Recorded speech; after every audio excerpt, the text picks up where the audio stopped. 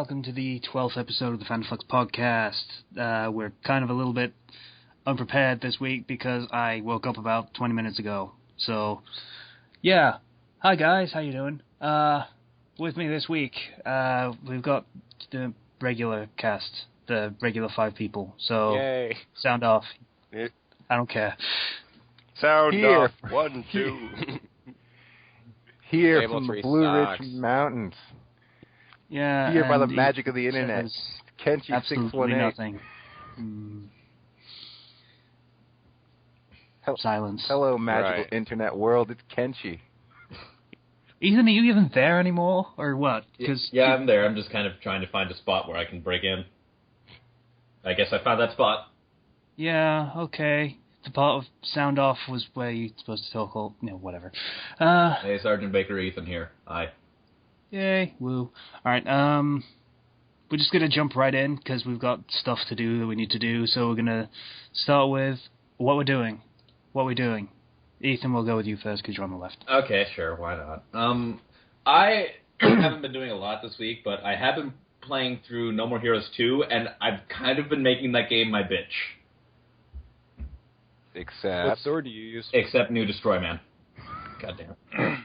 But, like, I just find it really easy, even on the normal difficulty, because when I fought the jail, like the prison girl, I used the sword that runs off your ecstasy, and I don't think it even took a full minute to beat her.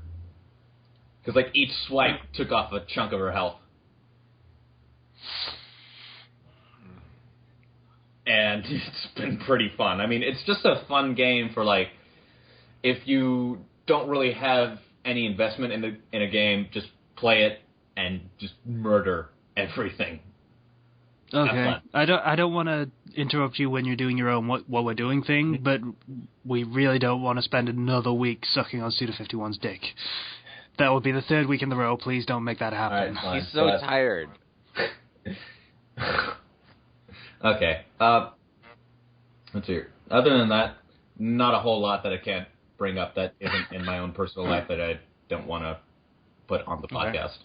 Okay. Kenchi, you're next. Alright, well, this week I was magically mailed my PlayStation 4 from the person who I defeated in my epic bet of bets. And I was also presented with Assassin's Creed Black Flag by someone who was just a fan of Kenchi and all of his greatness. And really, yeah, I mean, who wouldn't be? I mean... You said you sound didn't like want to be smug. This became something really fast, so, You sound yeah. like a professional wrestler. Is that a good thing? Yes. It's Sorta. fantastic. It's a thing. It's a thing that I'll take as good. And in addition to that, as I work in retail, we had the Xbox One released this Thursday, which was extremely or Friday, which was extremely underwhelming. Like, we only had 3 to begin with. And I was like, the night before, I worked closed and I had to work open the next day. I was like, all right, I'm going to settle these out at the service desk the night before so that people have to come to the front to buy them because I'm not dealing with this shit. So I set them all out there, and I told people all night explicitly, okay, anyone that comes in here trying to get a ticket or something, don't give them shit. Tell them that if they want an Xbox, they have to be at the front door at 8 o'clock in the morning.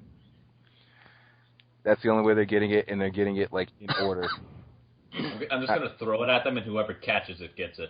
I kind of wish I could have just locked them all in the fucking storage room in the back and said, all right, last 3 people standing get an Xbox. Go for it. I was That's actually pretty just great. about to make And that I would, joke. and I would have thrown, and like halfway through it, I would have thrown a box cutter into it, like have fun. I don't know how much fun that would have been. A bunch of, like, sweaty nerds wrestling in the middle of a Kmart and that. Then you just bring out the night manager. What do you say? Up or down?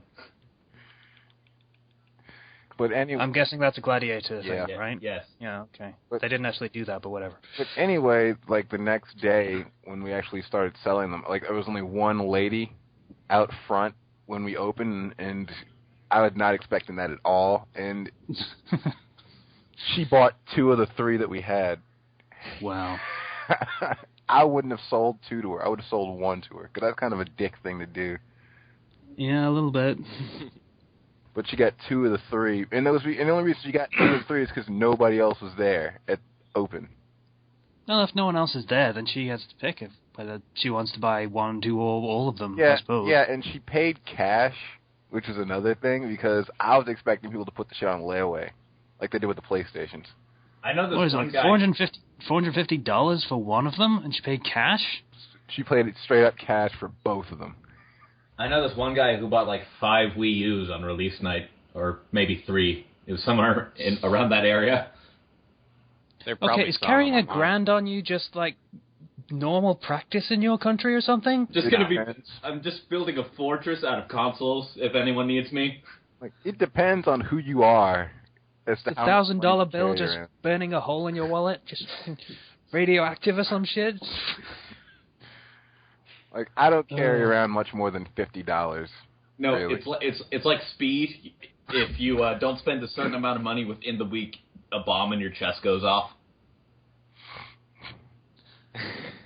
And anyway, that was what I did this week. All right. Ethan, with the reference that makes very little sense. You're on top form. Really are.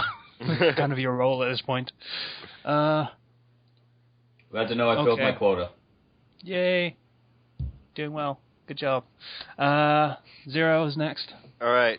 So, you know how I told you guys the other week about how I was doing that D&D thing with friends, and how it was Yeah. a real Yeah. mess? Well, we Yeah. got together for another meeting, and we're just going to rewind a little bit before he decided to go up and be stupid and punch the Demon Lord and get killed with one finger. Still say it was something that a paladin would do. Yeah. And so, my character is a dwarf fighter dude, right? And he's got like a warhammer, and he deals like 9 to 13 damage. So we're going down these stairs, and like the assassin goes first, and he sees a lizard dude or whatever, and he's like, okay, I'm gonna stab him. And he stabs the lizard dude, and he hits him, and he's like, oh, staggering. And then I'm like, okay, I'm going to jump down from the stairs and smack him with my hammer. Right? And I go, and I jump, and I roll, and I get a critical. And then I roll again, I get the max amount of damage. And then that's 28 damage I'm dealing. So There's did the one lizard little- just like spontaneously combust on contact? Yeah, that's where the DM is supposed to jump in with that's- some really that's- stupid that's stuff. Alex said, you go, you jump, you hit him across the chest, slam him into the wall, and he explodes into paste.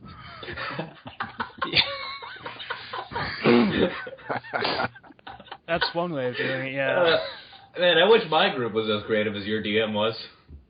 And Yeah, so- I think personally I would have just like had him hit him on the head, like straight up and down, and then it would just like nail him into the ground, like he digs a trench into the ground. No, like it implodes his head into his chest. And then okay. we go into this one building, and all these like lizard guys are attacking, and I'm just like, and everybody in my entire group is missing. Like we have the paladin and this one lizard dude just keep fighting, and they keep missing for the entire duration of the battle. Just both of them missing each other, and I'm just running around. And I'm killing every single freaking person that I see. Yeah, and I just still there. We've started opening books, and they're just chatting while they're fucking one hand with the sword. So how you doing? You good? Yeah. You know, about as good as a cold-blooded reptile can. Then my character ends up going down because freaking 6 more guys suddenly appeared, and they all like, ganged up on me. Yeah. And We're a like, prison bitch.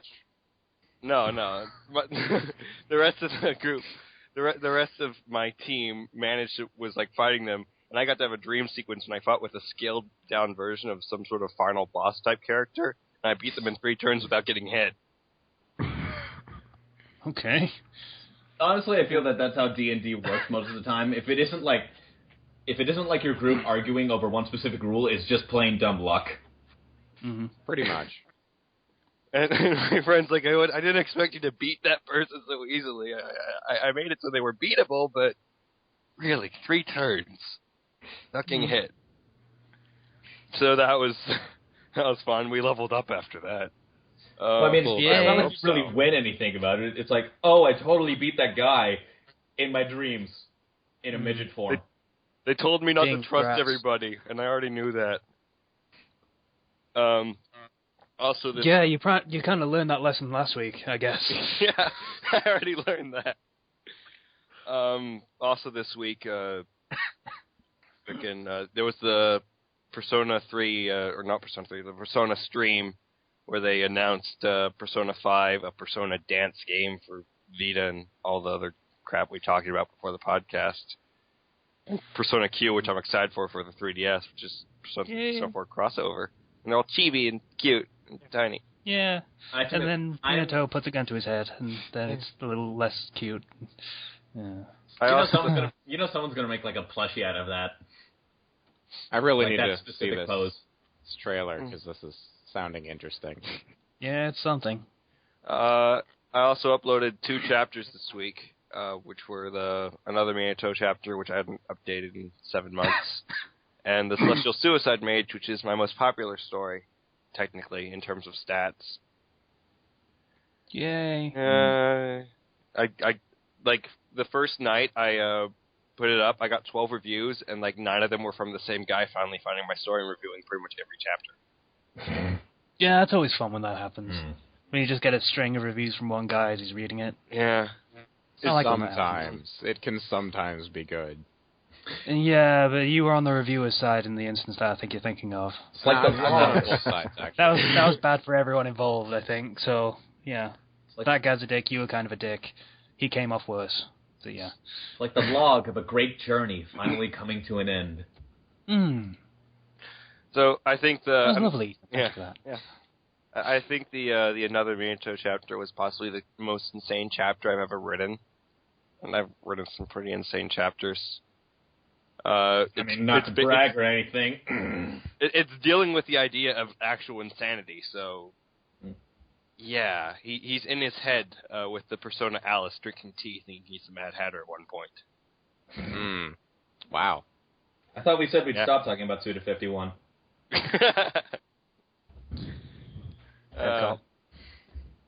So I can't think of anything else right now, so I guess that's pretty much been my week. God damn it. Never mind. What? Who's next? Alright, Slice is next. I'm playing... I swore right now because I found another godforsaken hammer in Fable 3. I like swords, and I have found nothing but hammers. It's... it has to be a pretty good hammer if it was random. godforsaken. Yeah. It's the downside of random legendary weapons is they're not always what you want. Yeah.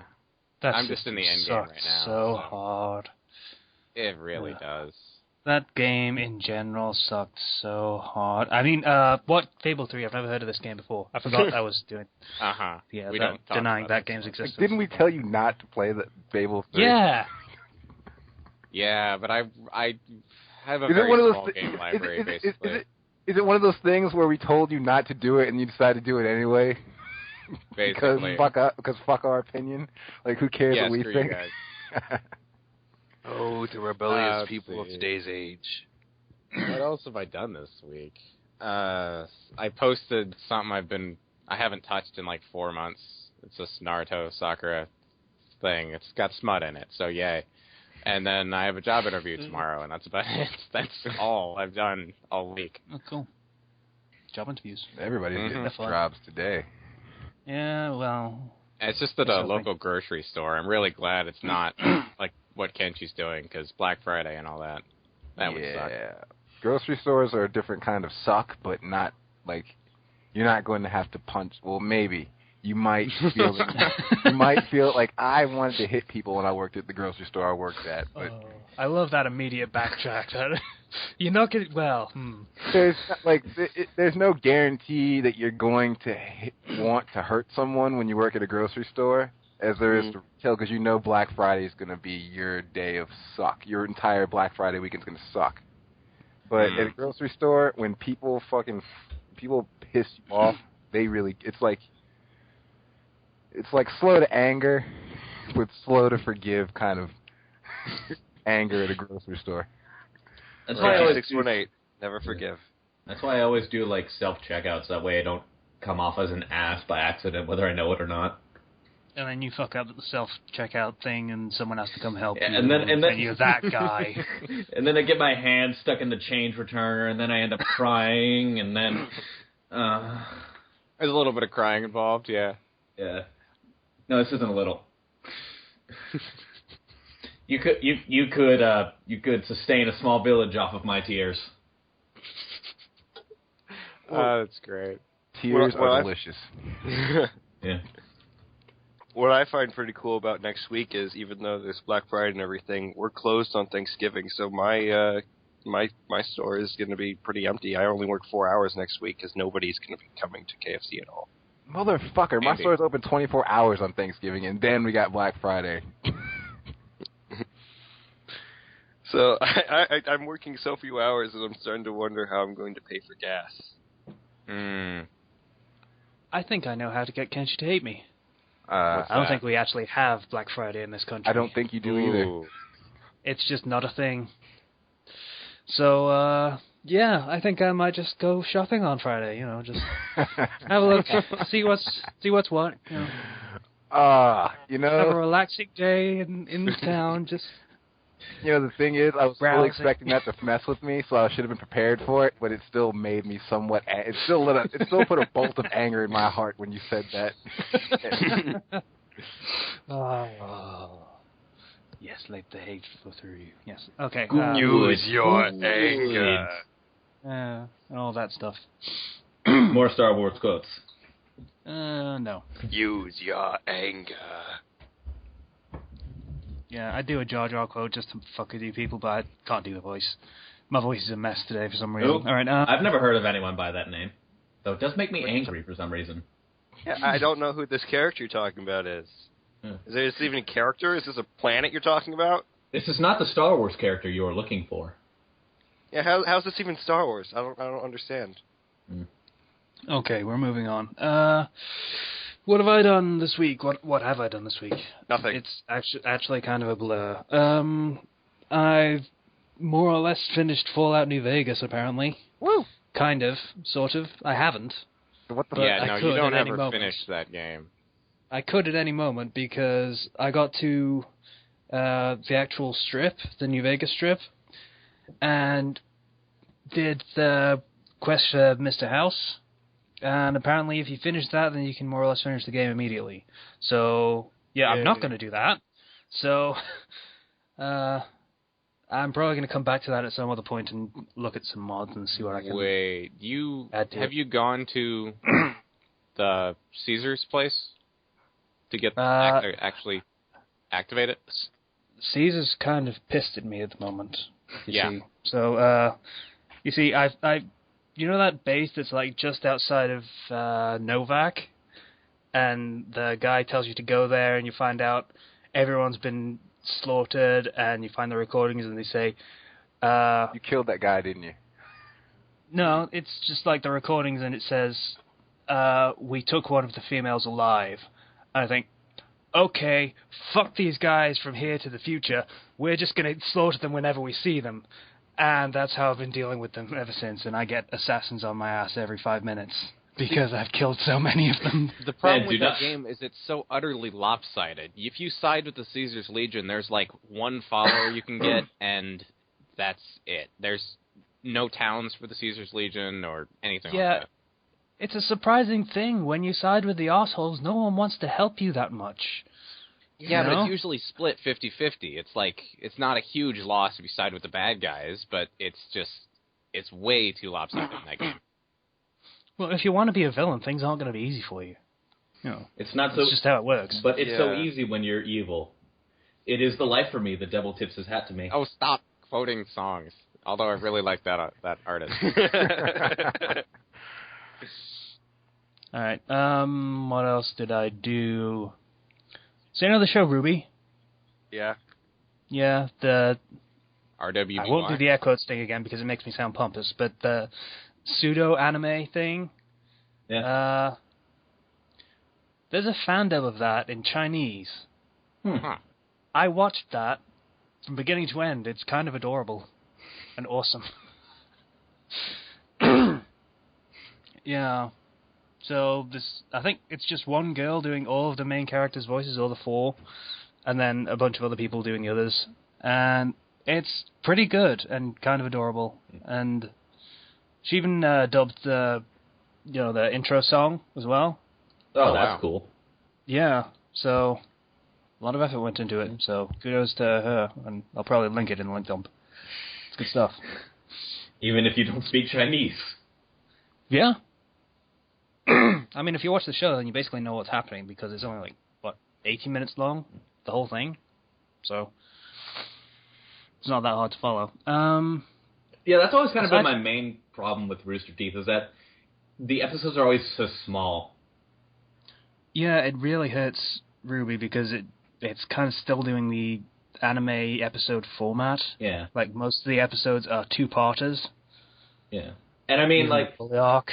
God, the bully arc. I mean, with Red vs. Blue, it worked all right, at least in the beginning, because they were all self-contained. But as it started progressing into a more intricate story with all this background stuff going on, it's very hard to stay focused when it's just 5-minute sound bites of this sprawling landscape. Yeah, season 6 onwards kind of hurt. It's like going to the Sistine Chapel and being told you can only look at the corner. That's not quite the same thing, but yeah. I know. Yeah. Ethan of the Flawed Metaphors. That's your new epithet. I'm giving you that one. I would love that. Ethan of the Flawed. Yeah, that's actually a good one. Ethan, Lord of the Broken Metaphor. Yeah. All right, I think that's everything that I've done this week, except for setting up capture stuff that we're going to be doing after the podcast, probably. So, yeah. That was the thing. Oh, you should mention what we're doing after the podcast. Or what we're going to start. Yeah, we should probably do that, except this is a recording, so no one will actually hear it for the next week. Well, you could at least mention what we're going to try and start doing. I suppose, yeah. Okay, we're probably going to be doing some Let's Play stuff, and streaming stuff. I'll be linking my Twitch TV stream. It's doubtful whether you'll actually catch anything while we're doing the stream, but I guess in future we could link it in the Twitter that we have. So if you want to actually catch it while it's live, you could follow @Fandom Flux, I guess. Mm-hmm. So, yeah, we're going to be doing that later tonight and some other time in the future, I imagine. That's going to be a thing. I won't say it's going to be fun because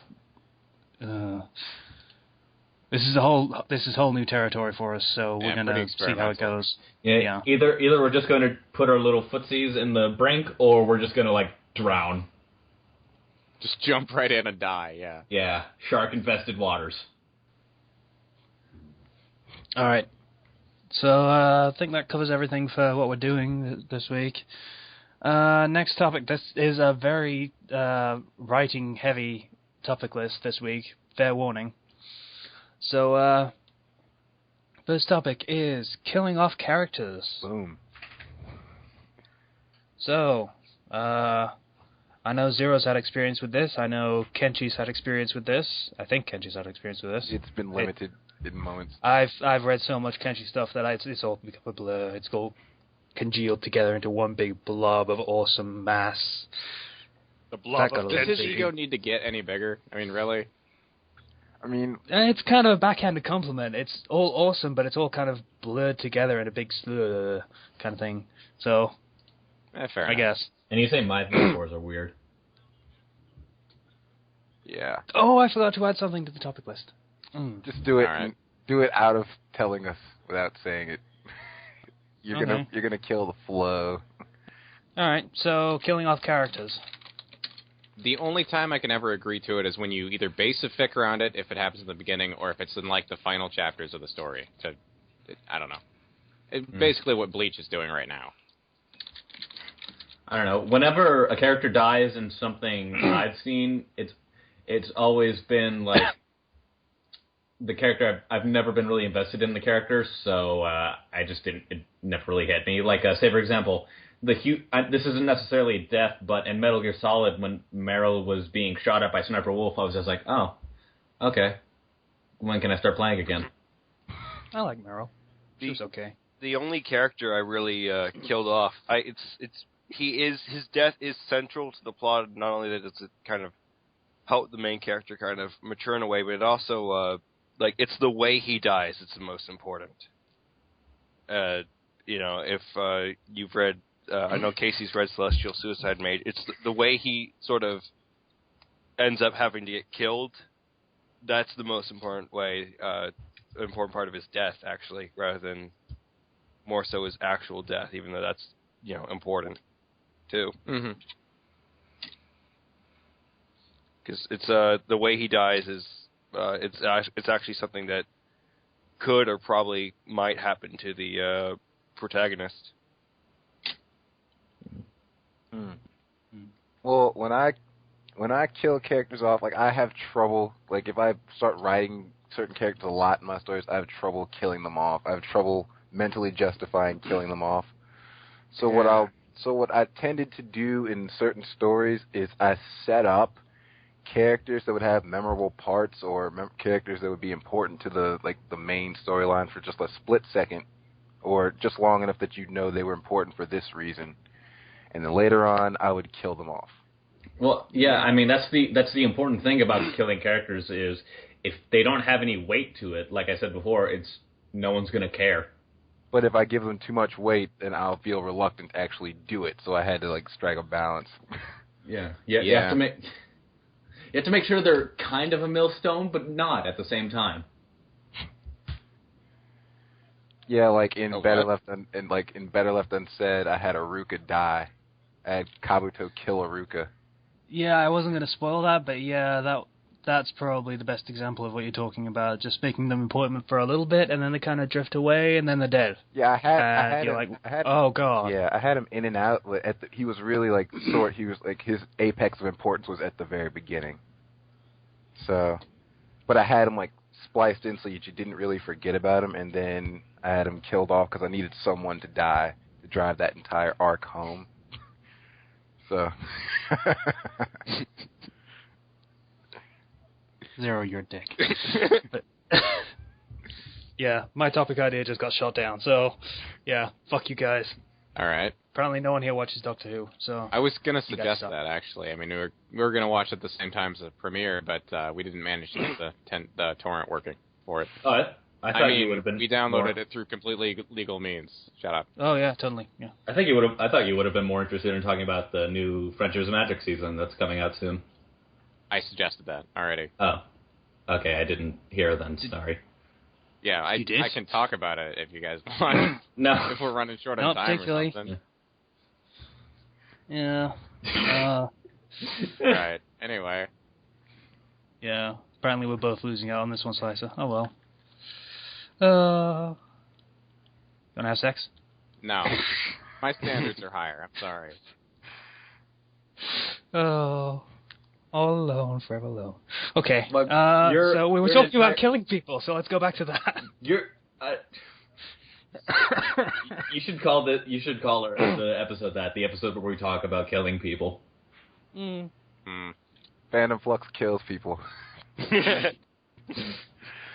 Fandom Flux lasts for more than 4 hours, please consult a doctor immediately. Oh I god. think I'd be dead. This is already pretty Ethan of energy the flawed consuming. metaphors. You just compared killing people to Viagra. What the fuck? Hey, you gotta be careful when you're wielding your sword. It can get deadly. You can put his eye out. I see what you did there. I think the kind of death you're talking about is more of a spiritual death. Yeah, the little death. No, you can put someone's eye out with that thing. Can we move on? So, Please move on. what happened to the topic? I forgot how we got to this point. Okay. Killing people. Yeah, there's some different schools of thought on it. I mean, the writer of One Piece has one that's a little bit bizarre to me. His opinion is that you don't kill characters because it's just a waste of what they could do in the future for the plot. Which is like saying, yeah, there's never going to be any tension because no one's going to die. Unless I really, really want them to die, and that's their only purpose in being in this story. Like a certain character from One Piece, who only existed to die. So there's also the Kingdom Hearts view on it. In Kingdom Hearts, nobody dies. Ever. You just, keep recycling. People came back to life. Aerith came back to life. Yeah. You just, really? You've become How a did no one nobody, a rage shadow, about or... What Because are they called? they don't acknowledge Final Fantasy as a universe in that one. They're there. Yeah, they're just characters. They're not actually a world. They're like leftovers from a world. Yeah, their world got like overrun, so they all ran away. I don't know what. Maybe they ran away at some point in the Final Fantasy storyline before Earth was killed or Final whatever. Fantasy, Kingdom Hearts is my new favorite series because they killed Final Fantasy. Yay! All right, I just that's good news. I like Kingdom Hearts a lot more now for that. All right. Mm. Yeah, it's. I suppose I can agree with the guy who writes One Piece though, because I can't kill off named characters. It's like It's villains very, are very fine, difficult. but OCs are fine. I can do that by the truckload. It's just named characters. I can't do that. I have to kill. Fan fiction is the worst thing when it comes to writing, when it comes to killing off people, because you're killing off characters that you were already invested in enough to write fan fiction about them. Yeah.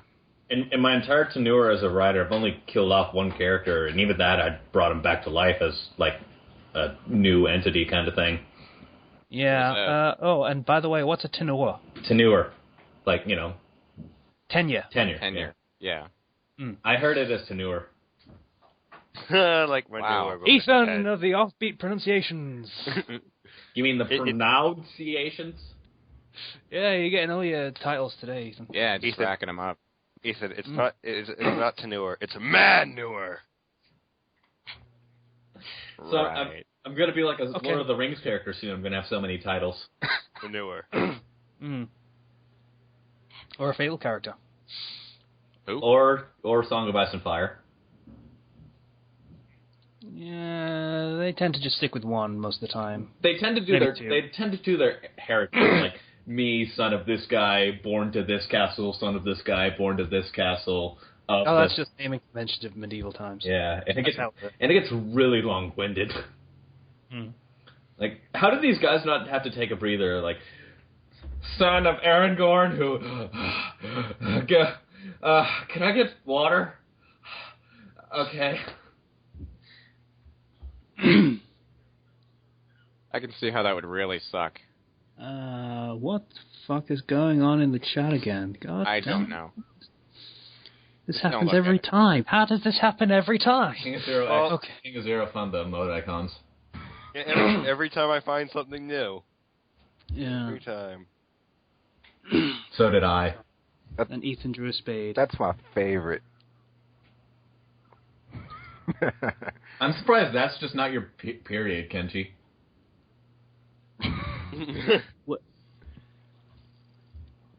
Oh, I was very confused there for a second. I thought you meant like That's my second. a different kind of period. For those who are we just call them full stops here, so there's no confusion in our country. But you call them periods, and that just Yeah. For yeah. those tuning in, we're talking about a ninja emoticon thing, not anything else entirely. Yeah. There's also been a penis drawn in the chat, though, so Ethan, We It's a went there. spade. It's we a went spade. there. The shaft is too thin. It's a spade, Sure it is. or a shovel if you prefer to call it that. You know, I do. Uh, I have a spade as a card. Hey Casey, there's a power outage. Could you hand me the torch? It is a torch. It's pretty a handheld thing that gives you light. That's It's a a torch. flashlight. Flashlight. Why does it have to have a fancy name? Why do you have to give things fancy names? It's a torch. It's a modern torch. It's a fire and a stick. Yeah, I don't that get. was the Wait. old-fashioned How is a flashlight a fancy name? It's telling you It has exactly what it flashes is. name. You It's push, a light. you push It a doesn't button. flash. It's a light. You Well, I push mean, a button. flashes on. You push If a it button. flashes, then that's a problem because it's not lighting up very well you anymore. push Is it? Like a strobe button. light. You push a button, it flashes on. It stays on. You push a button, it flashes off. That's what I was saying. But it doesn't flash. It just turns on and off. If it flashes, then it just goes on for like a Well, split second. That's a flash. The explosion of light that emits from it as it's being turned on could be considered a flash. Yeah. But it stays on. It I guess flashes really on when it poetic comes for off. telling you how to turn on a flashlight. We need to stop talking about this. Yeah. And we got off topic. So killing people. How's that for a topic? That was. I mean, Yeah. I can't. I don't think I can write a story without killing off named characters. Like, I mean, You have to do it at some point, or there's never going to be any tension in the story. yeah, I have to kill off named characters at some point. I don't think I've written one where I haven't killed off named characters. I think you can have a convincing story without killing characters. I mean, you can have characters get the shit beaten out of them, at least, but I don't think you have to kill someone every story. I mean, the way the stakes. I mean, the way I write, the stakes have to be risen to the point where someone dies.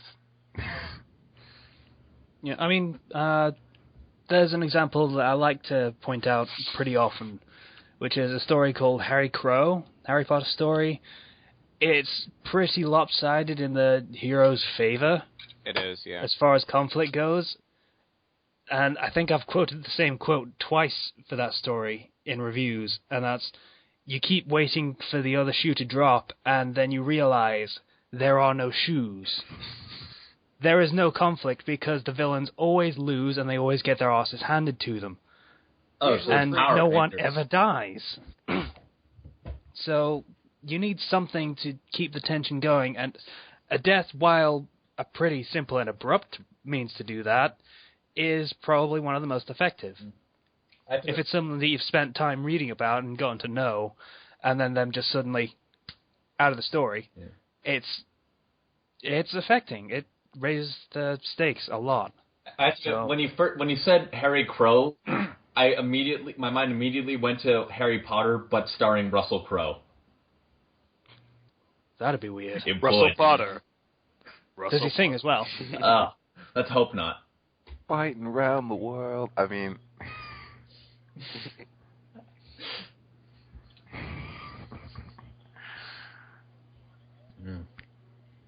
I won't try and do the Russell Crowe singing impression because he's a better singer than I am.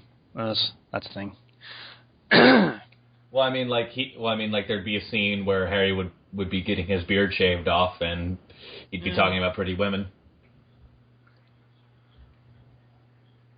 Was that him? Yeah, I thought that was Russell Crowe. Which one? The guy that was getting shaved? Yeah. No, I'm fairly certain that was David Warner. Oh. I could look it up, but I think that was David Warner that was getting shaved. For some reason, I thought it was either Russell Crowe or Alan Rickman. Or was it Alan Rickman? It might have been Alan Rickman. I'm going to look it up. So, Fandom Vamp, Flux, everybody. Vamp, while I look this up. Talk about killing people. Fandom Flux, brought to you by Google. I love killing people. Never. Yeah, it was Alan Rickman. Oh, okay. I was mistaken. Oh, well. What, who played Snape? Yeah, it was in Sweeney Todd. Ah. I did not know that. I thought it was David Warner, who also has an amazing voice. Which is... thing. Well, that ground things to a halt. Yeah. Whoops. Editing. Yay, next topic, shall we? Sure. Oh, we've talked about killing people for a bit. Killing. That was a wistful sigh for thinking about killing people. Okay. Yeah. Self-insert fix. We're going to do the next one. The next one's the self-insert fix. Okay. Big shocker. They're mostly shit. Mostly shit.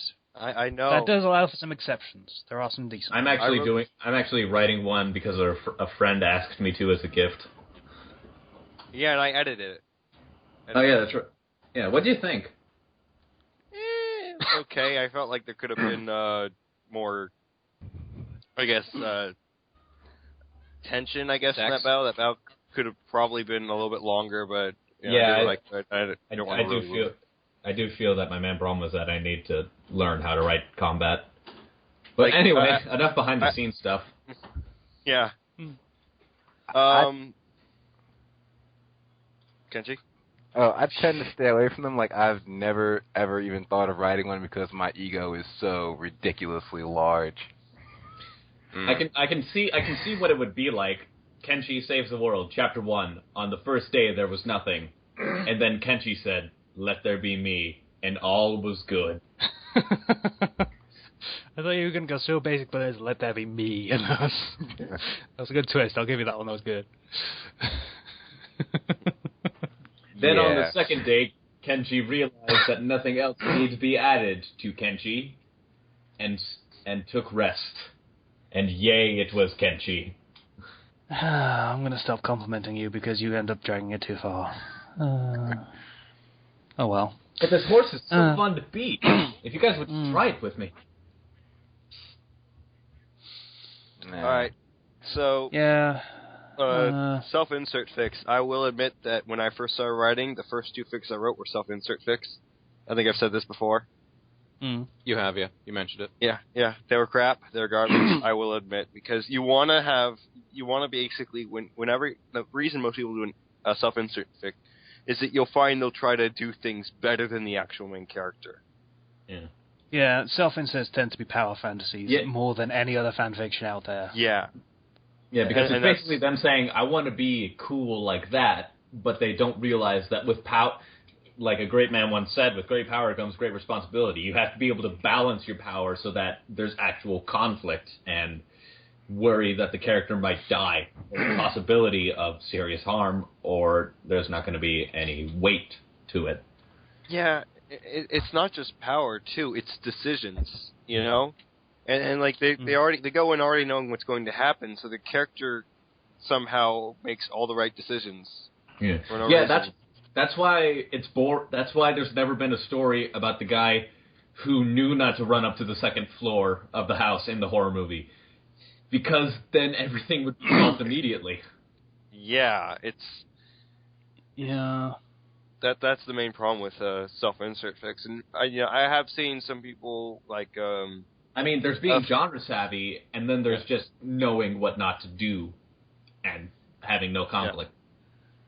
Yeah. And I've even seen not necessarily self-inserts, but people kind of putting their knowing what's going to happen ideas into stories. For example, like they will kind of merge themselves with the main character in a way and kind of make the main character kind of like their almost self-insert. Yeah. Yeah, that's a lot more common. Yeah. Or they'll just make an OC who's super cool, everyone loves him, and he has all the superpowers, and you should love him too, and please make fan art about him.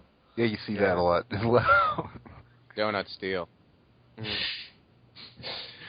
My new Sonic the Hedgehog character, original the character, do not steal. Original. Yeah. It's a hedgehog, a kid, and a hybrid. It's called Sinnoh. It's Sonic. I was gonna say that. I knew you were gonna say that. Somebody was. I feel like someone's quoting the Sonic Paradox shorts. Yeah. Those were good. They were. Mm-hmm. Just. I think my favorite one still is how to make your own Sonic character. Because you're talentless, lazy. Because your character is so awesome, they just can't resist. Yeah. Yeah. But I was saying, when I first started writing M19470, somebody left in a review. I was getting a social link with Akutsuki, which is typically not done before. And he's like, I've seen some fics where they'll literally have Minato just the moment he sees Akutsuki basically murder him in cold blood and just leave that night. Just because they hate the character so much, they'll make the character just straight up murder him for no reason and just sleep peacefully. In fairness, that might solve the plot. Your puns are terrible. I hate you. Bang. I think that's actually a good enough reason to kill somebody over bad puns. I can get behind that. So you're saying you want to beat them to the punchline? Shut up! I will murder you. That's not what he's saying at all. That was... If I had a box cutter and I was within reach of you, you know it'd be going down right now. That's the difference between a good pun and a bad pun. A good pun makes sense in the context. A bad pun really, really doesn't. Yeah. So this is just crime and punishment? Shut up! If I had a box cutter, it would be within arm's reach of me right now. You know it'd be going down. No, I'd just be wounding you internally with my bad puns. It'd be like black magic. I just keep saying puns and you keep getting physical pain. Right. I think the mental damage from those puns would just never go away. Just never. You're gonna give me PTSD with puns. Yeah. PTSD. He's just gonna be having the 1,000-yard traumatic stress disorder. We are getting so off topic. All right. That was really stupid. That was really stupid. What the fuck just happened? Okay. So Yeah, I've seen some good self-insert fics, and mostly they're the ones where they play it straight, as in the self-insert character is the person that's writing it, as in they are the nerdy nothing that's kind of not so bright, is kind of unfit, not very good at talking to people. Could you recommend it, any? Like, from title? Because I'm kind of I did interested. read one, and I've been. That's why I've been so quiet. I've been trying to find it in my alerts and favorites and stuff, but I can't find it anywhere, unfortunately. I think it stopped updating anyway, but it was pretty good. It's basically one of those. What was the fandom? It was various. It was one of those where the protagonist basically transports into a different universe every time they fall asleep. Oh, so it's like Sliders. Where they just kind of, keep yeah, going through a new episode each time. Yeah, and every time he wakes up in the bed of the girl that he was most interested in the series that he transports to. So the first time he wakes up next to Sailor Mars, I think it is, from Sailor Moon. That's not disturbing. Yeah, it doesn't ever go very well for him. I can't imagine that would ever end. Did he ever try and force himself to stay awake, or does he always eventually? Yeah, eventually, because it gets really bad for him because he keeps getting really fucking hurt. Because he's a normal guy and he doesn't have superpowers in all these places that have superpowers. Like he jumps into Ranma at one point, and fucking Tenchi Muyo and all these really Ranma absurd would probably ones. be the worst, considering how angry and just itching for a fight everyone is in Ranma. Yeah, kind of. Eventually he gets this, I can't call it anything but a super suit, where it beefs up his strength and all this random stuff. But so he basically turns into Guyver. Kind of, but it hurts him whenever he uses it because his muscles aren't designed to use it at all. So it's like the gates from Lee for Naruto? Kind of, yeah, and whenever he uses it, he gets fucked up for his next jump. So he tries to stay awake as long as possible so he can heal as much as possible before he goes to the next place and almost dies again. I kind of want to see this as a real show if it weren't for the fact that, copyright up the ass. It was actually really interesting and really well done. I'm a little disappointed now that I think about it that it stopped updating as far as I'm aware. But that's probably the best example of a self-insert fic I can think of. This isn't really something I plan on doing, but I have kind of speculated doing us as a Persona type thing, like us as a group in a Persona type universe. You mentioned that a few times, yeah. I kind of want to just, in response to what Casey said about Super Suit, I would just want to say, where is my Super Suit? Yes! You tell me what my suit is, woman! The world is in danger. My evening's in danger. Why do you need to know? I'm just curious what he did to be able to convince her to let him have his super suit. I have no idea. I actually saw. Do you remember? Have you guys ever heard of that site where you can petition for something to get acknowledged by the Congress? No. Oh, well, on it, there was this one petition where it was have Barack Obama reenact the "Where is my super suit" scene with his family. Oh, yeah. Yeah. I would actually very much enjoy that. I'd vote for that. Yeah. All right, I'm going to ask you guys something that's totally off track, but depending on how you answer, it could devolve into a completely different topic altogether. Okay. Go for it. Okay. Question is, if there was this thing that existed where you had to pay, if you had to pay $100,000 and you could get one random superpower, but you couldn't pick what it was, would you do it? No. Define superpower. Yeah, that's a good. Just basically any super superhuman ability that you can imagine, any that you ever heard of, but you get one and one only, and you can't pick what it is. It's random. Right. Does that include Meg from Family Guy growing her fingernail? Yes. Yes, it does. That's the thing. It is any superpower. It's any superpower. Well, I mean, I admit that would actually be kind of cool because, you find a power that sounds lame, but it turns out to be really interesting. I read this one Tumblr post about this guy who wished he had the ability to refill anything. Say he's dying of thirst, he can just refill an empty cup with water. His bank account is empty, just refill his bank account. Someone's being really bitchy about him, just refill his bladder. because I'm going to make I'm going to write a TV show or a book based on that concept. I would honestly, I'd do it just because I'd be curious, like you. I mean, it's not going to break you to do it. You have 100. Like you're not rich, but you have $100,000 to spend on this. Not to mention, the power might give you the ability to compensate for the grand you just lost. How do you refill a bank account? At what point is it full?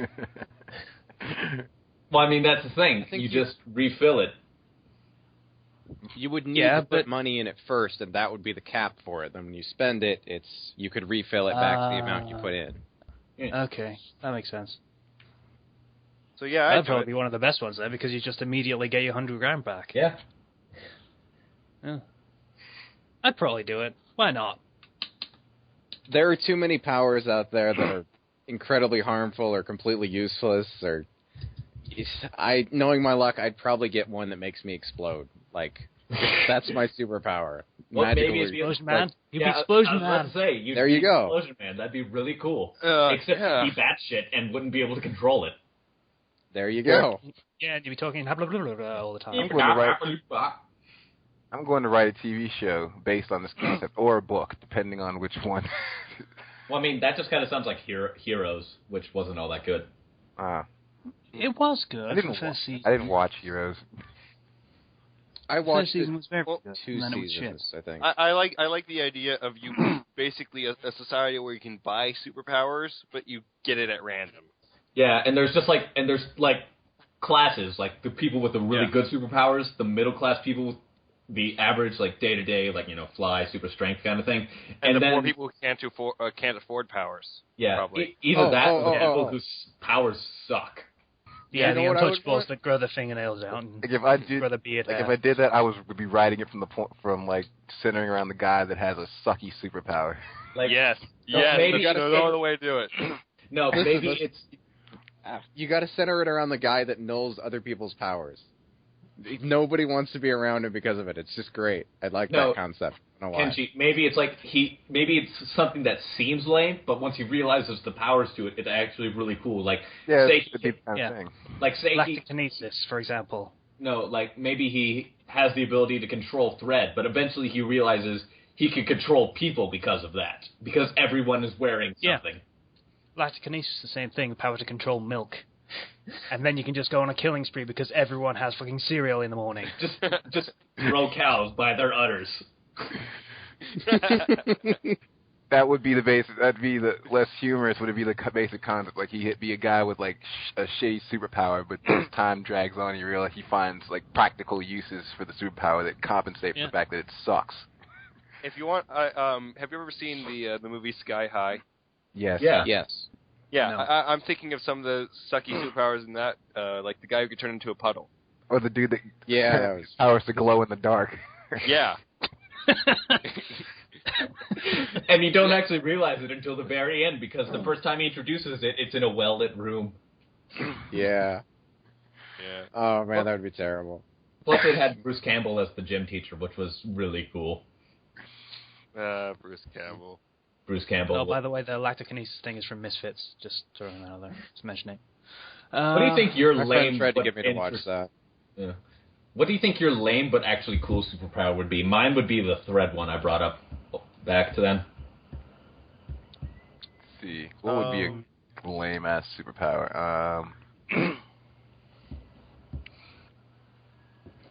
I think super speed. You think it's That's useful, not a but lame it's really not. You have to run everywhere still.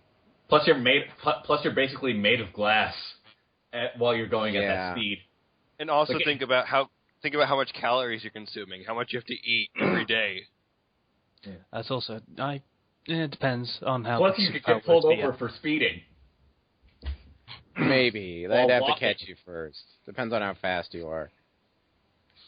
Yeah, it depends on how super your super speed is. I'd probably end up with the refilling thing, but only for drinks and liquid containers. Well, I mean, then it's like, say the aquarium is drained for some reason. Just refill the aquarium and become a local hero. Why would... Whatever. I don't fucking care. Refill your gas tank. Never to pay for gas again. Oh no! Except I don't drive, so that would be what you do Buy is a you car if you had that power. No, Casey, what happens is you fill people with liquid until they physically explode just because their body can't contain all of the liquid. That's dark.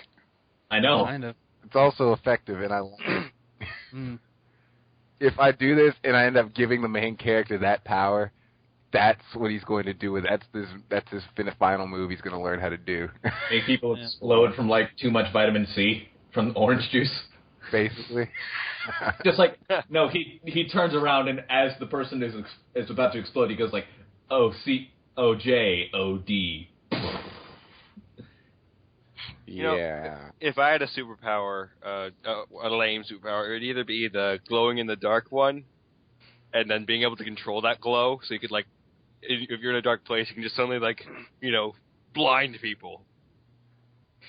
If I had a useless superpower... Glowing in the dark and that's not the same thing. Yeah. Be a light, or you could glow in the dark. Yeah, There's a difference. That's more just being able to manipulate the light around people. And that's a pretty effective superpower. This has to be, like, from the get-go, you feel like it's really lame, but as you screw around with it, you realize it's actually really interesting. Yeah, the refilling liquid containers thing. You mentioned gasoline, or petrol as we call it. You could just, refill a petrol canister, and then you've got fucking infinite, and then you can just keep selling it. If I had Do you know how expensive petrol is? If I had a lame superpower, Rocket. it would be to grow hair on any surface. Well, you could suffocate someone like that, just like, I'll grow hair on your lungs. I will cover the whole outside of my house. I would cover the whole outside of my house in this material. I actually... It's like people drive by, there's this huge afro on your house for no reason. Oh, that'd be sweet.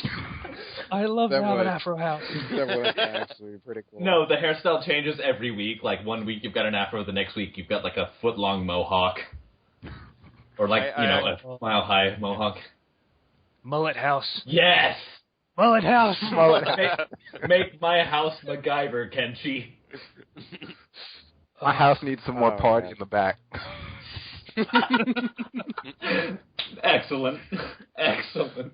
Fandom Flux needs more party in the back. That's the title this week. Yes! Alright. Alright, what's the next topic? Man, we got a lot of mileage off this topic. We did, yeah. Good job. You just gotta give me a sec to collect myself there. Good job, Kenchi. Good job. Yeah. Mullet house. God damn. I'd try. I actually found it kind of interesting how creative I got with the powers. Like when Casey said like refueling would be lame, and then I just kind of went, just make people explode with liquid. Yeah, there's lots of different things you can do with any sort of power in a way. Yeah. Like we're gonna move on. It's funny because we're gonna move on. Okay, fine. We're at an hour already, so we're gonna move on. Okay. Right. So picking up the pieces chapters. All right. Zero, this is your topic, so you're gonna. Okay. Well, I don't have a thing to say about this one, so I'm just gonna take a quick break while you guys talk amongst yourselves. Yeah. All right. Okay. So the second to last chapter I updated, it was a while ago. It was my big 17,000 word chapter, which was the big, humongous battle. Lots of things happened, and everything kind of, like, some conflicts were resolved, but others really weren't. And like it's really, it's always, after you do the picking up the once you do the big chapter like that, you have to have one chapter of a sort of a, dealing with the repercussions of that, At least one. I mean, at least one. And sometimes the repercussions will carry on throughout the entire story. One person, Coyle, who reviewed the story, and I mentioned earlier, with all his interesting tidbits of being high on sugar. That was the thing. He said, so you absolutely killed this chapter, and I mean that in a good sense. Too many stories I've read only focus on the climax and never the falling action, the aftermath. The aftermath is what makes the climax interesting. Let's say you have a protag that kills 500 people, and as the climax ends, he isn't arrested and instead gets off scot-free and gets a harem of ladies just waiting to get on with him. Yeah, sure, he may be the protag of that particular story, but you would have killed the you would have killed the awesome part of him by doing that. A protag isn't awesome by getting off scot-free and without problems. A protag is awesome by getting more problems from his previous ones, then conquering those problems again. I.e., Mario, your princess is in another castle, Dark Promotion of that goon, told to the bad guy, Lloyd, bad guy, Zeke, the bad guy, blah, blah, blah. Yeah, shitty examples, but okay. Yeah. So, it's, that's kind of what happens a lot of the time is, what you'll see sometimes is people will have a big chapter with lots of repercussions and, oh, this is interesting. And sometimes, if you don't deal with the repercussions correctly, it can come off as that big chapter. It really affects that big chapter in a way in terms of quality. Yeah, it just comes off as cheap in the end. Yeah. Mm. Yeah, I have quite a bit of experience with cooldown chapters, or what do you call them? Because I have a lot of bigger fighting arcs in my story. Yeah, you do.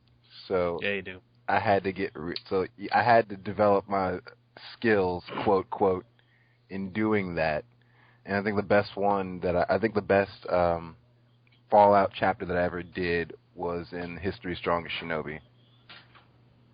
And if you read that, it's after chapter 12, it's after Konoha Ninja starts showing up and after that first wave is dealt with. Yep. I think that's one of the best ones I did. I think I might agree with you on that one. Mm. That was pretty damn good. Yeah, and, In fact, I don't want to spoil it because it was that good. Yeah, I didn't want to. Everyone should read that fucking story. I mean, I know most of our listeners probably come from Kenchi's followers and stuff like that, but still, you should read that story if you haven't, because it's very, very good. Mm-hmm. But I see picking up the pieces chapters for me as if the story isn't nearing its end, that's really your big point where you can go and you can start setting up some of the conflicts for the next big thing that you've got planned. I think picking up the pieces chapter sometimes can be more interesting than what you had going before it that you were building to. Yeah. Sometimes, I like whenever I do picking up the pieces chapters, I like to, I like dealing with repercussions because, when you're in all that chaos and everything of the big whole event, you don't really get to focus so much on what's really happening inside the characters because there's so much going on. And then once you can finally get that sort of that downtime, you can sort of show with each character how they're affected by it and things that are happening. Well, it's a great opportunity for character development, yeah. Yeah, it's a great opportunity. And if you don't do it right, it can typically it will hurt the last chapter, definitely. Mm. Yeah, and, picking up the pieces chapters are, I did basically kind of, I did two of them recently. I did a Fairy Tail one, my Fairy Tail Persona crossover, and I'm kind of using it in a sense it's more of a transition chapter, really. And also it's kind of bringing a sense of seriousness to the story that it hasn't previously had. It was very, very silly in previous moments and chapters. There were serious moments. Yeah. Some very serious moments, but then it kind of just went straight back to levity almost immediately. So. Yeah, I'm trying to, since I've actually got to the canon starting of Fairy Tail, I'm actually going to try to make it more serious now. Everything was all happy and everything in those prequel years, so I thought I might well, kind of go with that. But I mean, it makes sense to just have the pre-canon stuff be like him getting acquainted with the guild and finding his place there and all that stuff, and then it becomes serious when you get to canon events. Yeah, that makes sense, and it's a very it's a good use of development. I mean, you could just jump straight in right at the beginning of canon events like a lot of people do, and then you just got this random nobody just jumping into the middle of a conflict that's not his or a person that's not part of them, as it were, jumping in, and no one in reality would actually be okay with that right off the bat. Yeah. So I'm bringing us off topic by talking about this, but yeah. Sorry about that. I was part of it.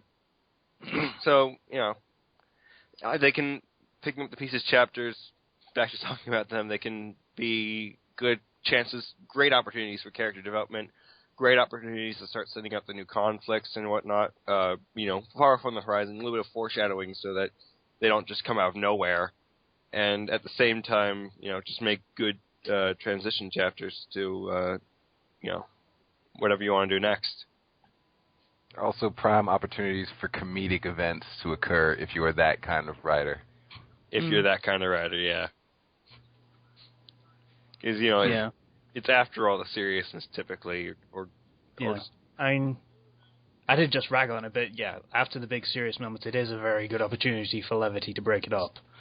So it doesn't feel like, oh god, it's so depressing all the time kind of thing. Oh man. You don't want... Most of the time you don't want that unless you're really, really going for that kind of feel. Like a certain anime that we've talked about very, very often. Right. Right. The one that Slicer is apparently not going to watch because he's a prick. Yeah, it's not happening until it has an ending. Maybe. Probably not even then.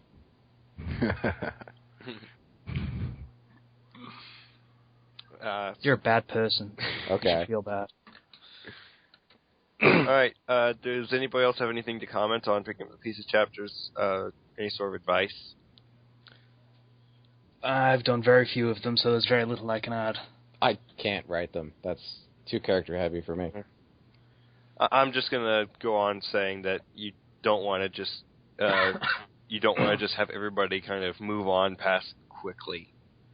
Like, it's okay to have it, just one chapter, okay, good, but you don't want to be like, oh, well, that happened, okay, let's go do the next thing. Yeah, it's one of the few be things appropriate to the scale. It's one of the things you can drag out a bit. Without. Yeah, like, speaking of dragging stuff out, like, there was still fallout, like, when I wrote Better Off Done Said, there was still fallout from the tuning exams, like, 10 or 15 chapters later.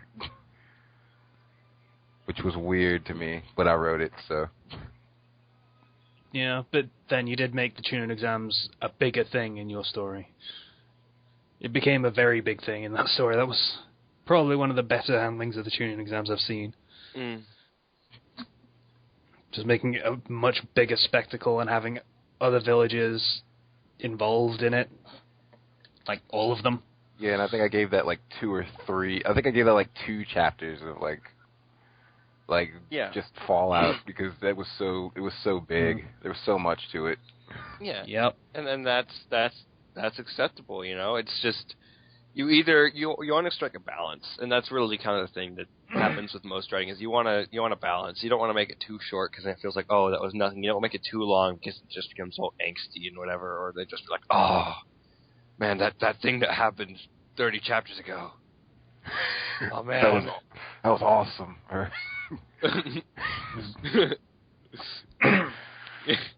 You don't want to drag it on too long, because then it feels like that whole story is about that one event. Yeah. And if it isn't, that's kind of awkward. Yeah, a little bit. All right, shall we move on to the next topic? Indeed. Sure.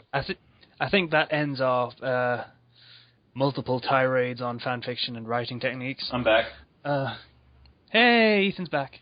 Yay. Yay. He muted his mic after romp stomping around for a while, so, yeah, at my request. Just wanted to make sure you guys didn't think I was missing or something. Yeah, that was the thing. Thanks for that, Ethan. Alright, so, next topic is games are art. Yeah, I mentioned, I played the game No Time to Explain recently, before we started this. You're still doing it, Ethan. You're back at the keyboard. What the fuck are you doing? And there's this section in it based on the whole phenomenon of the games are art argument. And Ethan thought it was funny. I thought it was kind of really stupid and trying way too hard to be funny and mocking people for trying to do something interesting. When the gaming industry is all about just, hey, shoot this guy, ooh, wars, ooh, World War II, and Newton. Well, I mean, that's a completely different novel. I mean, that's a completely different topic for us to broach.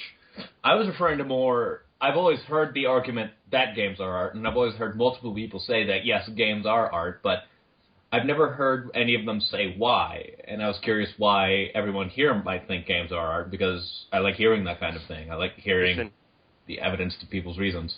What? Ethan, just ask David Cage. Oh God, no. No one asked David Cage anything ever. I don't want to ask David Cage.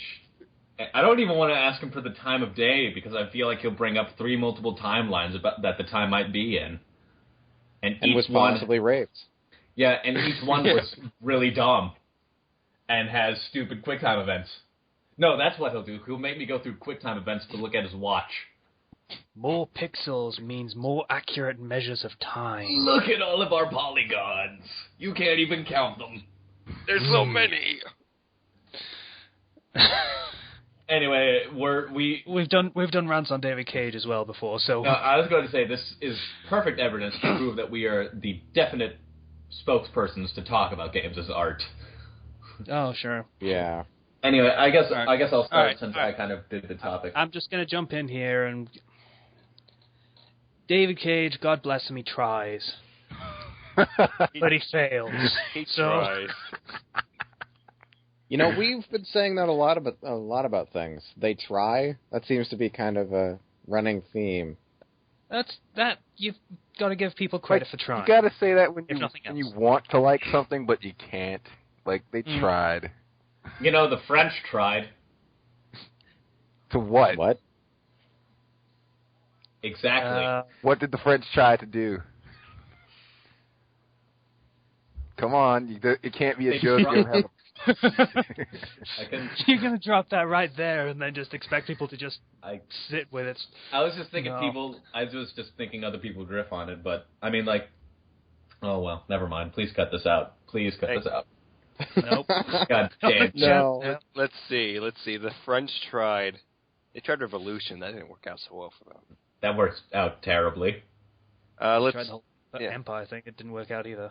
Napoleon tried invading Russia. That didn't work out. Especially when it was in the winter. That was a really stupid idea to begin with. He did. I mean, you do realize that he didn't expect the Russians to burn down their own villages before they'd let him get his hands on them. Hitler tried invading Russia. He failed. Yeah. Tried revolution. The Germany's also tried defending Normandy. That didn't work out very well. It kind of did, actually. That had a lot of casualties. Yeah, that was a pretty successful defense, all things considered. We just had enough troops to throw at them. It didn't matter. Given what we fucking threw at them to get Normandy in the first place, it was a victory to kill as many as they did and hold out as what they did the way they did. Because it was after Normandy, that entire everything after Normandy still took a year after Normandy. If it was any worse, it might have just ended up being a Pyrrhic victory, and we would have lost the war anyway. So on this note, I'd like to take us back to games are art. Right. Yeah, Let's do that. History with the Fandom Flux. And I just thought of one game, the Stanley Parable.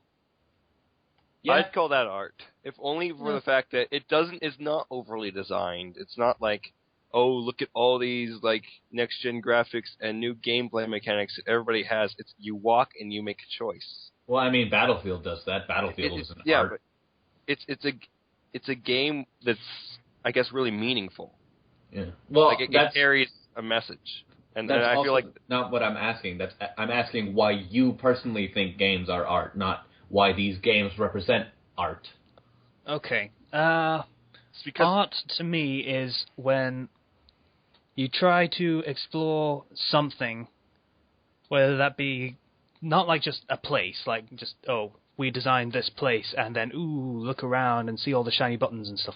No, not like that. I mean, explore, say, the human condition, feelings, emotions, and all that lovely stuff.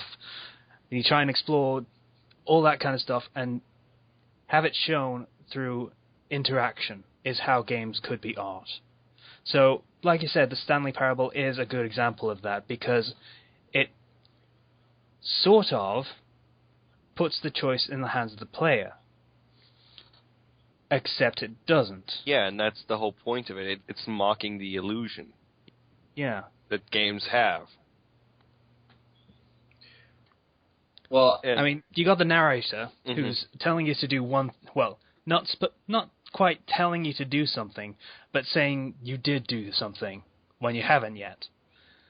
So, and if you avoid it, he keeps trying to force you back on the original track. Yeah, and that's the thing. It's because it's sort of an authority figure telling you to do something. This goes back to that experiment that I was talking about a few episodes ago. I don't want to think about that again because it was really depressing. But it's that kind of thing where it's an authority figure telling you to do something, and whether you do it or not, how many people decide to just give in and follow the directions is interesting. Whether they would first go with the flow, or whether they try and break out immediately and do something else because they're trying to rebel against what a higher power is telling them to do. Yeah, it's also kind of talking about the difficulties that come with game design when you have a narrative and you want to tell it in a specific way, but you also have to put in the variable of the player and how they might experience it. And I believe you mentioned at some point that you can actually break the game, and it's kind of built into the game that you can break it? Yes, if you try to enter sort of. into server cheats, it will teleport you into a room called the serious room where the narrator will berate you for trying to cheat.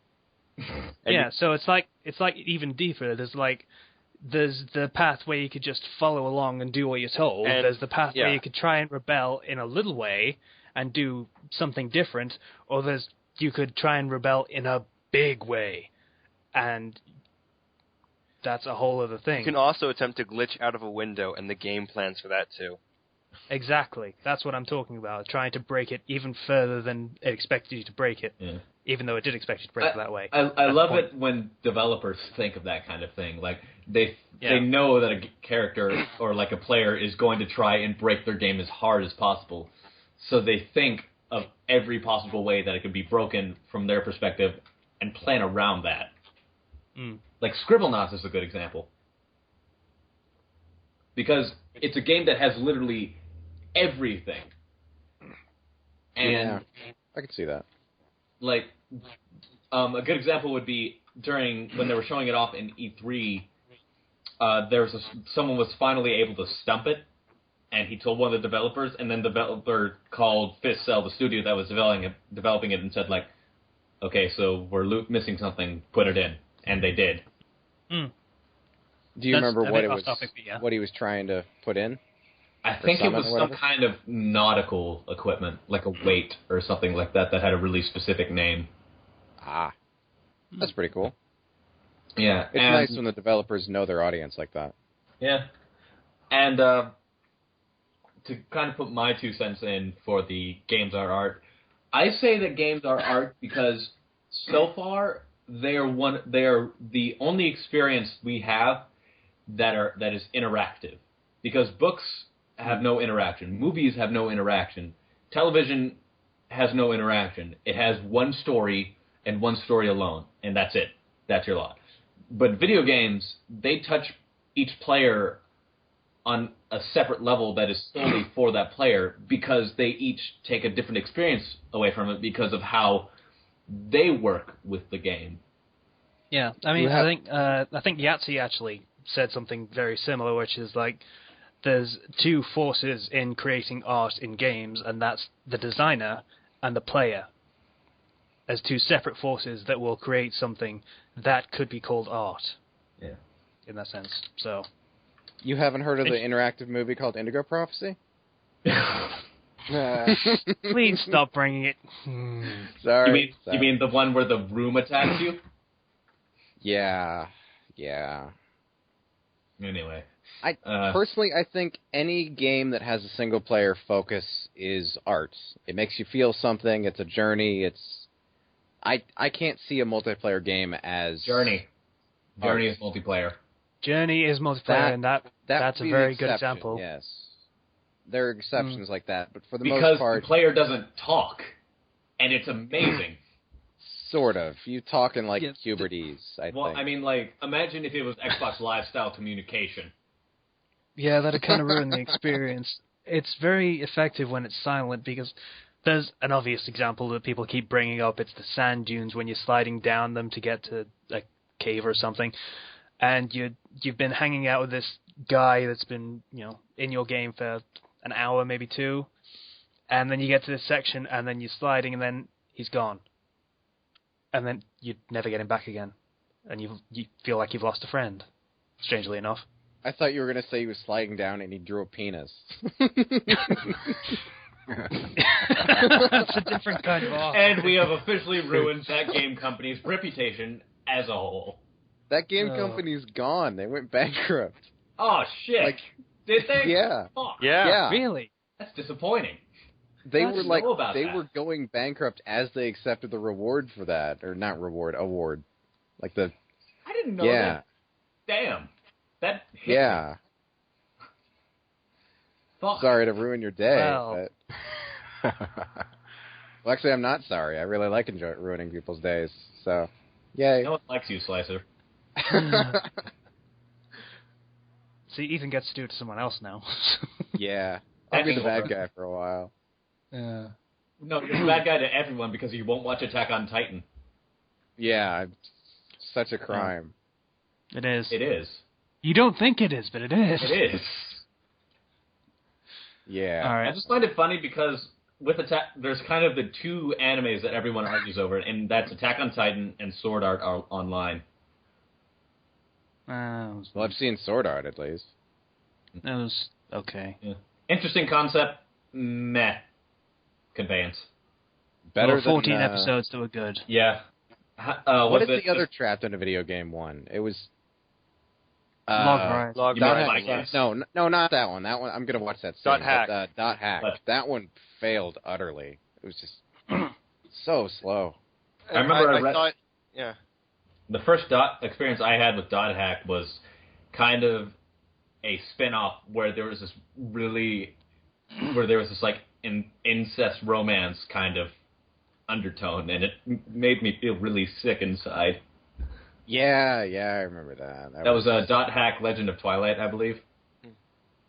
And I have no idea. I tried to watch Dot Hack, and I couldn't find it, and two, there was like 16 different series or something. Yeah, that's the thing. I thought about, where do I start with Dot Hack? And I looked up, and there were people who asked, where do I start? And they're like, well, if you start with this game and then read this book and then watch the anime, but before you watch the anime, you have to read this, you have to watch this other anime, and then you have to read the books, and then you have to go back and play the sequel to the games that you should have played earlier.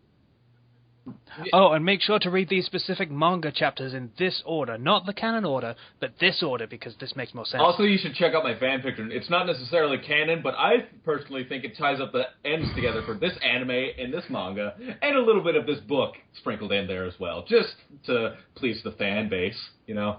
I'm hoping with my next chapter to bring in these 3 books and these 2 animes right there. There's also my original character, who's really cool. Yeah, and maybe he'll even get to be featured in the new game that's coming out. That's actually an old game, which is a remake of a new game, which is actually a remake of an old game. It's like trying to find what order you want to watch Suzumiya in. I think we I just don't get that explained. reference, Peel. I think we just explained trying to get Homestuck. Like not necessarily. Yeah, sure. Like not Okay. necessarily in execution, but in theory. Yeah. Okay. Shall we move on to another topic? Does anyone got Sure. anything else to say about games or art? Nope. I've said my piece. I'm good. Nah. Okay. Kenchi has been distinctly quiet for this entire topic, so we'll probably get maybe something from Kenchi if he's got anything. The only art as far as games I'm thinking of are how artistic this fucking ocean looks right now in Assassin's Creed. It looks brilliant, It looks doesn't so it? good. You mean Never- Black Flag, right? Yeah, never Yeah. is hunting a shark. Filled me with such Oh. glee. I mean, I could do it in real life, but for the people who can't, wow. I'm not close enough to the ocean to harpoon sharks. What about your icon? Oh, that was a vacation. We didn't have the money to take me harpooning sharks. Did that? Dude, I live in California. I'm just like an hour or 2 away from the beach. So That's why. Well, why aren't you harpooning sharks right now? Because he's not You Kenchi. could be doing that. He's not. How Kenchi many sharks? with How many sharks are located near North California? You must be at least I this don't know. much Kenchi to experience this ride. Most sharks. I don't think you realize how water. bad I am at geography. Waters up near Northern California are cold. Sharks prefer warmer waters. Have to go to South Cal. Also, then- I think well, never mind what I was going to say. I was going to be really dumb. But I have to admit, the ocean is one of the many reasons I want to move to San Francisco. Can I just ask something of the people that play Black Flag? Yeah. What do you think of the sea shanties? I like the one that sounds like the one from SpongeBob, but it has lyrics. I really ended up liking the sea shanties for some reason. Okay. As in, I downloaded the entire set of them. They are good. It's the Yeah, they're very, very good. It's the pirate equivalent of plugging your iPod into your car speakers. Pretty Yeah, much I guess. is. Except it's everybody singing. I would totally love if if they did like a pirate version of Through the Fire and Flames. Through the water and waves? Yes, Through the Yeah. water and the waves, we sail on. we sail underneath the Black Flag. See, I saw the two best friends playing that, and now I actually kind of want it. I've never wanted to get an Assassin's Creed game before, but that one I want to. It's the best Assassin's Creed game Yeah. in that it's barely an Assassin's Creed game. And you can jump right That's- into it without knowing anything of the previous games. Yeah, because the main character is dead. Casey said is a very good selling point. I don't really like Assassin's Creed games, but that's not one basically. So, yeah, So you I think I'll get it. Just don't like it on principle. I tried it. I don't like the mechanics of how it works. Basically, Which one? it's probably a lot more refined. Like, I played one and two. chasing down those sea shanties was a bitch though. Like some of them. Oh. Dude, you just gotta predict where they go and get in front I of them. didn't like the first time. I couldn't predict. Like it wasn't that I couldn't predict where they were going. It was kind of obvious where they were going. It's that you couldn't. The mechanics wouldn't let you fucking do what you wanted to That do. first time one on around. that first island Oh, where you have yeah. to jump out of the tree and then go into the washing line that's on an abandoned island for some reason, and then you can climb the bloody wall and then climb another wall, and you can only go through this set path, but you can't actually catch it most of the time. What you I- don't have yeah. speed to actually catch Why up can't with you it. just But I go to did- the bar and ask people what they've been singing recently? Because when you go to a bar, you have to get into a fight, or they won't let you in the bar. That's all Yeah. true. I think But a I. white fight yeah, minimum let's talk for about pirates. singing in this bar where people get the shit kicked out of them all the time. See what happens. Well, I mean, I'm just like, why do you have to do all this parkour to get songs? Why can't you just, I don't know, ask someone, or like a bar? Those still existed around this time. Because you were looking at the wrong dude's girl, and he wants to fight you when you go to that bar. That was a girl. See, all I want them is to start there be a pause between songs and then going I'm a goofy goober, yeah. Yeah, you're a goofy goober. Yeah, we're all goofy goobers. Or they just forget the words and they have to hum until they get to the part that they remember, Yeah. One guy just stops. He's like, "Ow, this scurvy's really hurting me." Yeah, hang on a sec, guys, my gum fell out. I gotta go pick it back up. Anybody got any Okay, oranges you've or gotten off citrus? topic again. I've just got one more question about Black Flag, and this is probably just going to be for Zero because Kenchi hasn't been playing for that long. That one character twist, Yeah. and you probably know which one I mean. Yeah. Did you see that coming? Kinda. Yeah, it's kind of obvious, kind of. I was like, I mean, I was like, don't spoil it. Be very I know. careful. But I was like, I'm pretty sure that person. I'm pretty sure I can see the twist coming for that person. I know exactly what you're talking about, and I'm not even there yet. I'm pretty sure I know. Okay. Yeah. Is it someone isn't what they're saying, what they seem to be? Yeah. Someone's Yeah. not the gender they're Yeah. supposed to be, or... Oh. Oh. I did say not to spoil it, but whatever. I already figured it If out it's myself. That, if that obvious, Yeah, I figured, hey, you know that character? It's going to be far Thank enough you. away that I'll probably forget it, but the readers, listeners, whatever. Yeah, it... Mm. I'm like, hey, if that Yeah. person seems so close to another gender that if they were another gender, I would probably end up pairing them with the MC. And whoa, It turns out. Yeah. Okay. That ended up being a thing, though. Yeah. Yeah. We had we have one question that I wanted to address. Yeah, we do have a question. Mm-hmm. We talked about the self-insert one topic, which was brought up by a question, Jonathan Lobo on the Blogspot page. But another question from Tempest Troper, who asked that menagerie of questions before. And it is, if you had the ability to write one episode level chapter for any series and it would be canon, which would you write for and what would you do? That's a very good question. And a hard one. I like it. It's only hard because you only get one episode. Well, I mean, you also have to take into account for everything that's happened up to that point, and how you'd probably end up affecting everything else too. You know what? I think I'm going to take the easy answer here and have just one godforsaken episode in Naruto where the Naruto and Sasuke are actually in like a brotherly relationship. Because that's like forced down our throat, but we never actually saw it, so it's not believable. Yeah, Okay. That would actually be good. What about Casey? What do you got? Do someone else first. I'm thinking. Yeah, I am Ethan. too. I'm Okay. thinking too.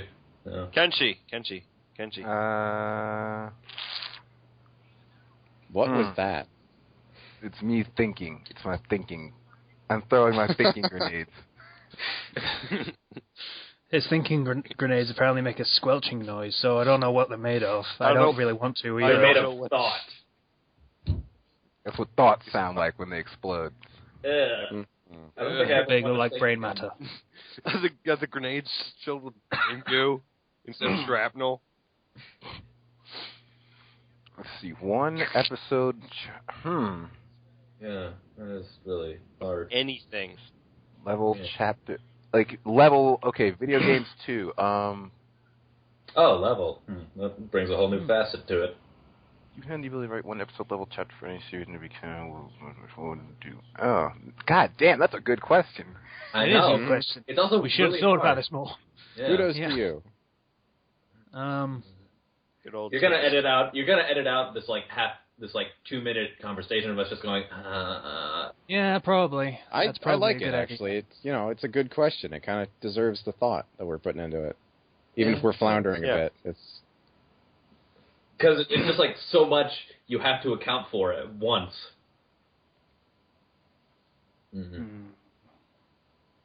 Oh, I actually know what I do. I've been playing No More Heroes 2 recently. Sorry to bring up Suda 51 again, but it's relevant to the question. And you know how you can have someone how they mentioned that someone's chasing you up the ranks, and you actually have a fight with someone who wants to kill you to claim your title. I'd like to do another level like that. That's fair cop. Mm. That's a decent one. Just because, it's kind of disappointing that there's only one. There are so many options, with that game in particular, like maybe do a secret boss battle, because I still find that final boss battle in No More Heroes 2 to be kind of a letdown. It's Yuri Lowenthal as a bald guy in a floating car. How is that a letdown?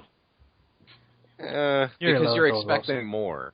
It's because they got a good voice actor.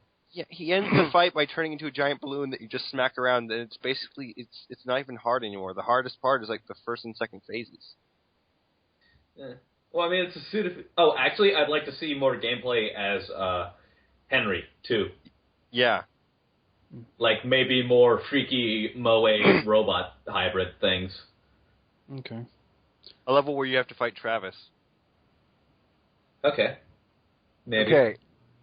I would. Can I just stop you for a second and just mention how Yuri Lowenthal is fucking everyone in Fallout New Vegas? Kind of. He is every single voice, apparently. It's like how Nolan North was kind of the go-to for male protagonist for like 2008 to 2010. Yeah, and then it was Troy Baker, but Yuri Lowenthal is kind of that guy for minor characters. Because the first time I was just like, hey, Yuri Lowenthal, good to see you. You're getting work. That's good. And then it's, oh, hey, Yuri Lowenthal, you still here, I guess? Yuri Lowenthal, Nice. stop following me. God. God damn, Yuri Lowenthal, that's a hell of a royalties check you're getting for this game, isn't it? Yeah. So was Okay. Jeff Bennett. He's around a lot. Who does he voice? Voice I of don't Johnny know. Bravo. Okay. Hoo-ha-hoo. Check out my pecs. Man, I'm British. He's a monkey with me. He's a monkey with me. I like how there's no question about who I am talking about, and I'm happy. Of course. Okay, Kenchi, you were going to say Alright, something? if I had to do a, quote, level for any series, and it would end up being canon, I would have done... Well, basically, I would have done I want to do a game, like what Ocelot, like all the Metal Gear Solid prequel games and everything, I would have done one for Ocelot. Because Revolver Ocelot is fucking awesome. Nobody knows... Like, after Metal Gear Solid Portable Ops, nobody knows what the fuck Ocelot's doing that whole time. I'd write for Ocelot. It'd get a thumb and a severed stump up. Oh, also, Yeah. the whole shit where Ocelot gets his arm replaced with Liquid's arm and then gets that shit taken off later. I want to do that. What was he doing? You know what I would like to write actually is I'd like to put in post content for Pokemon X and Y where you have to fight every single trainer from every single game, every single main character from all the previous games. Oh, so kind of like the World Tournament thing from Black 2. Well, yeah, but like it's more like I guess canonical. Like Red is like older and everything, and they're like, okay, these are all. Oh, they kind of did that for the World Tournament. I mean, Yeah. Misty, as an obvious example, was like very different looking to how she was in the early games. Like she lost the side ponytail and ended up with this weird curly haircut thing. That was something. It's sort of a almost like a jumping in for the Pokemon Trainer Champion Club. Mm. You know, where you get to basically kind of, I guess, since it's because your main character in Pokemon X and Y is so customizable, you really feel a closer connection to that character. Yeah. It really would be, nice to be able to, face off all the other characters and really, I guess, almost earn your place in a way and kind of connect that, and it would add a level of difficulty. Yeah, I guess. In the original Gold and Silver, Red terrified me. Red? Yeah, all he said was... that was it. That was all you got. Yeah. But then he had a fucking Pikachu and I was pissed. Actually, It's- I'd like to see I a just need to Pokemon game jump where you that. play as Gary. Ooh. I don't think I could play that. They did. That would- The reason they gave Red a Pikachu is because that was basically supposed to be like the Red from the Pokemon Adventures 2, and that Red had a Pikachu. Yeah. Yeah. But yeah, I'd totally Red was like supposed to have see, a Raichu, but then Pikachu happened. Yeah. I would love a Pokemon game where you play as Gary. Mostly because I feel like it'd be like Metal Gear Rising: Revengeance, where they're trying to make Gary cool and interesting to people, but it just comes off as really forced. Gary I don't fucking know. Oak I is thought cool, Gary was the cool okay? one. Gary was the cool one. Don't you know Red was Gary Aaron. Oak is fucking amazing. He's got a harem in a car, just like wherever he goes. He's driving at 10 And years he's old. fucking 10 years old. He's getting booked in 5-star hotels. It's not just a car; it's a muscle car too. Yeah. He's not psychic Wasn't though. it a convertible as well? Yeah, I think so. And he had like 5, maybe 6 girls in the back. Yeah, and they were a cheering Yeah, squad. yeah, they were his motive. Oh. That was a good character. I like Gary Oh, Oak. yeah. That would be amazing. Like, you have a special move where you can send out all of your harem to throw their Pokemon and give, like, a special combined forces thing. I think playing as Gary would be fucking amazing, because it wouldn't be like, when you fight Red, it wouldn't be like every time when you're just fucking walking up to the Pokemon Center and fucking Gary Oak comes out of fucking nowhere and fucking starts to battle you and you have no health left. You'd be that guy. Yeah. Up to Red with no You'd health. be that dickhead that's just waiting at the village entrance. Yeah. Oh, that would be fantastic. And there's, like...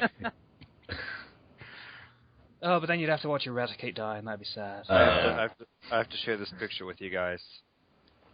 Yeah, I Okay. wasn't I wasn't sold on the idea, but you guys just waiting there at the Pokemon Center for him, the person who's almost half dead, that's just that.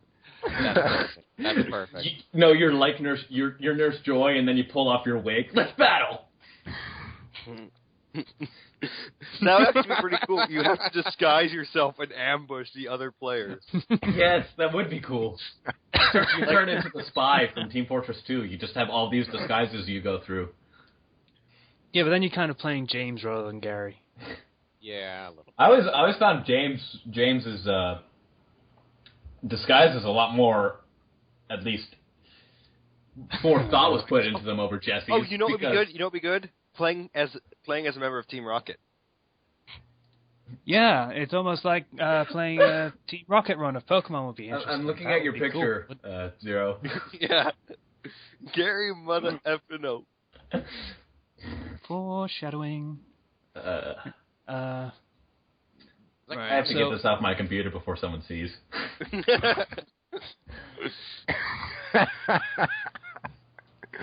Yeah, that was... I actually haven't seen that one before. That was pretty good. Alright, I haven't mentioned my levels yet that I was going to add. I've got a couple of ideas. One was dealing with Benny in Fallout New Vegas. If you don't, have him killed. Oh, that was anticlimactic. Yeah, you could have him killed or he just runs off into the desert and then he never shows up again. I'd rather have him, come back and you have to deal with him somehow. That'd be interesting. Or, as a final end for Skyrim, like an optional, hey, this is going to end the game, so don't do this. But, you become the new Emperor. And you have to fight a Macho Man Randy Savage dragon? No, because you're the Dragonborn, and the Emperors were always Dragonborn. Or at least the High King of Skyrim. Yeah, or that would be good too. That would be interesting, I think. And then you could manage your different holds. Yeah. As long as it's not the ending to Fable 3. Yeah. I just thought of something. I know when I was a kid, I played Luigi's Mansion. One kid was he was a bit of a liar, so he once told me that after you beat the game 20 times, you get a key and you can go outside of the mansion, Luigi's Mansion, and then you can go and you can renovate the mansion and you can turn it into a hotel and all these people can come and you can have servants and whatnot. I'm like, oh, that's cool. That's cool. That's quite a lie. I hate guys like that. I fucking know guys like that. Fuck that guy. I know guys like that from fucking middle school. Fuck that guy. Yeah. Yeah, it's good. I'm like, If I could design a level, I would design it exactly the way he described it. Be like, hey, see this level? Hey, remember when you told me this? Yeah, I got it. It's like, it does exist now. Shut up. God, fuck that guy. I know that guy. That should happen to me 6 times in different games. or like that kid that kid has been telling my little brother. He had this one friend. He's like, dude, if you do this and this and this and this and this in Smash Brothers, you can unlock Rayquaza as a playable character. You can play as Rayquaza. Who's that? The big giant boss from Pokemon. Ruby and Sapphire. Smash Brothers. Yeah, in Smash Brothers Brawl. If you do this and this, you can play as Rayquaza. And where I was like, oh, cool, oh, man. I'm trying it, but nothing's working, and I tell him no. Yeah, I don't even tell that would work. If that was a character, I don't tell that would work. Yeah. Beat through the entire campaign with every single character. Okay. Recommendations? We're going to close this out soon, because we're fucking really going on in time. I got nothing, sorry. I got nothing this week. Yeah, nothing. Same here. I have barely touched fan fiction. I have one recommendation this week. PlayStation 4. Get it. Oh, fuck off. Wait, Super Mario 3D World. Yeah. Really good. Wow, these are useless recommendations. Okay, so no one even bothered to check the favorites list or anything? Jesus. I have not done anything that hasn't resulted in me having to work in 7 full days. I haven't. This is Fair point. Kenchi gets off the hook, but everyone else kind of sucks. Yeah. Give me a minute, and I can find you one recommendation. I don't see the point in recommending things from your favorites list because it's already there. If they wanted to go check out our favorites, not everyone is going to troll through favorites lists. I don't have a favorite list. Then those people are lazy and stupid. They should just do it. That's how you find good stories. You don't just dumpster dive. So all you can maybe do it's just maybe it's just something that you just like reading through the favorites list. Nah, I'm not that interested in that. But then you recommend it on the podcast. Okay, I'll give it a second look and maybe check it out. I'm gonna recommend. You guys ever hear of C. Spacian? No. No. He does very, I guess, really kind of in-depth OC stories. They are OC stories, but one of them is it's One Piece, and he does it from the perspective of a Marine, an OC Marine. Which is run-of-the-mill Marine, or he's a Marine that has like, I remember they had like some sort of I think artificial devil fruit power thing that they were doing in the canon, or like people could like a guy that could turn into a weapon or something like that. And this guy, I thought you were going to say Devil Trigger. Yeah, no, and he turned into like a mace type thing, you know. Which it's an interesting OC story in that he's very he's very thorough with his OC stories. Like they're very big. Like this one for One Piece has over 630 reviews, but it has very few favorites or follows because it's an OC story. You know, before I started writing, I was a big fan of OC stories, and this guy he does big ones where people can submit their characters, but I think he does them pretty well. It's been a long time since I've read anything that he's written, though. But I'd recommend that. Iron Hammer of Justice is what the Marine one is called. Okay. Last time I'm going to ask, anyone got anything else, or am I just going to drop one and then it's going to be done? I believe so. Ooh. Wonderful. I could name another fic if you want. Sure, okay, I guess. Let me drop one since you're asking and everything. If I had to recommend one right now, I'd recommend Life in Konoha's Anbu by author named Sheza, Shezza. Okay. And basically, by the time the canon series starts in Naruto's an Anbu.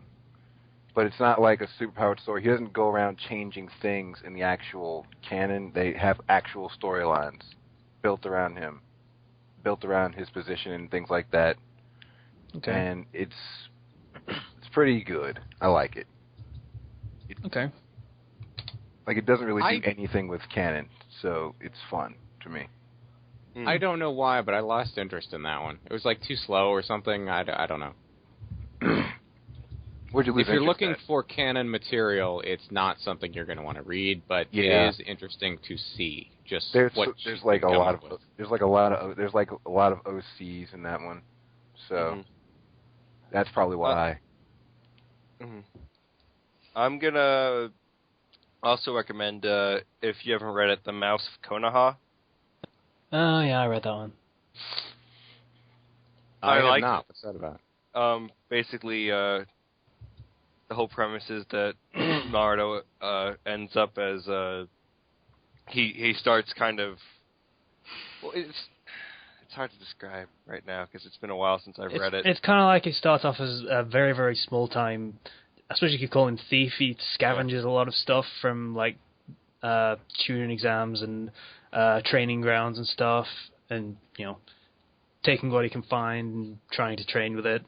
And he tries to pick up tips from different, ninja that he meets while he's doing this, and he gets the nickname of the Mouse because he's just kind of scurrying around, picking things up and as he goes. Picking up I think I might have seen that actually.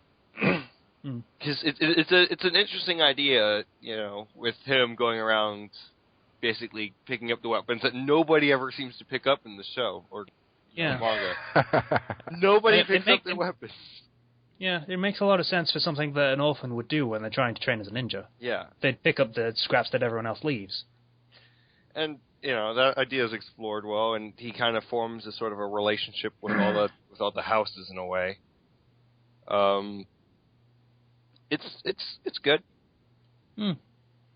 I enjoyed it for what I read of it. I think I stopped at some point. I Yeah, forget me why. too. I don't remember why. Oh, well. It's a pretty common thing to have Naruto just pick up stuff at the training grounds, like shuriken and stuff, but most Yeah, but it's usually explored, drop as that in pretty fast. Yeah, So. it's explored as in he does that and people catch him and he gets a reputation and he starts chatting with people and he meets all these experienced ninja who give him really interesting advice. Yeah. Yeah. It's a good idea. At the very least, and definitely one worth looking at. My own recommendation is probably a weird one, and someone's really typing loud. Sorry, I'll mute my mic. That's alright. It's called The Prince Who Was Promised. Oddly enough, it's a Harry Potter and Game of Thrones crossover. What? So,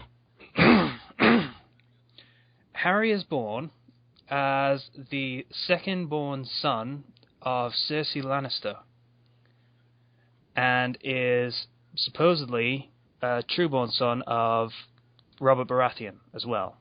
So it's not between Cersei and Jaime, the incest couple. It's the king and queen, this actual child. And he grows up as being the second son of the king, which is very interesting because it means he's the younger brother of Joffrey, which means he's the target very much of Joffrey's proclivities, which is something. It gets, well, it's a Game of Thrones fic, so it gets kind of dark sometimes. Sometimes, yeah. But it's very good, it's very well done. I say that a lot when I'm recommending things because I'm very terrible with vocabulary when I'm just talking. But it's well done. It's very true to the Game of Thrones fiction. Harry does have his magic, I believe. It's been a while since I've read it. It's not updated in a few months, so I'm worried it's getting into abandoned territory. But, you know, it's worth taking a look at it and seeing what you think.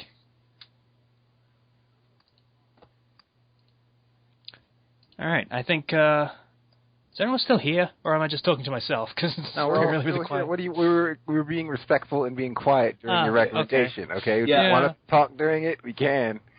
I actually left and just came back. Oh, okay. Fuck you then, Zero. Jesus Christ. So I think we can cut it here I believe so. as the end of the podcast. Should we actually All say right. bye, or? Yeah, we probably should, considering this is the end of the podcast. So, So as long, usual, so long. thank you for... So long. So long. That was lovely. I'm in tears. I'm booting him from the call. No, we need him for the stream. We need him for the stream, dude. We can add him back to the call, but I'm booting him from the call now out of spite. No, kidding. Mostly kidding. Yeah. So, once again, thank you for listening to the Fandom Flux Podcast, episode 12. If you would like to get in touch with us, you can do so through our own personal Twitter of the Fandom Flux, which is @FandomFlux, or through the Blogspot page in the comments, or you could reach us through our own personal profiles through the PM feature on fanfiction.net, which I link every week in the link dump. Once again, thank you for listening to the Fandom Flux Podcast, episode 12. Bye now. See ya. Okay. See ya. Yeah.